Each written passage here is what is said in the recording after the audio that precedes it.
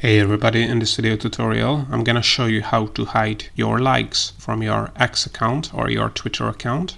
Right, so if you want to hide this likes tab on your X profile or Twitter profile, here is how to do it. So first you have to make sure you have an X Premium subscription, because this is necessary to be able to hide the likes tab. And if you have a subscription, select Premium from the left, then select Profile Customization, then turn on Hide Likes tab here. So as you can read here, your likes tab on your profile will only be visible to you.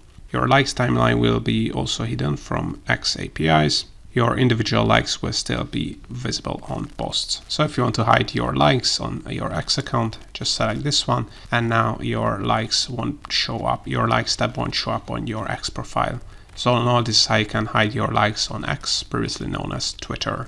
Hope you found this tutorial useful. If you want to get access to our Make Money with X checklist for free, or the Grow Your Twitter Account Fast checklist, and other marketing resources and deals, make sure to check the links in the description below. Also, if you want to learn more about how to use X, previously known as Twitter, make sure to check out our YouTube channel and playlist, because we have over 1,000 free tutorials.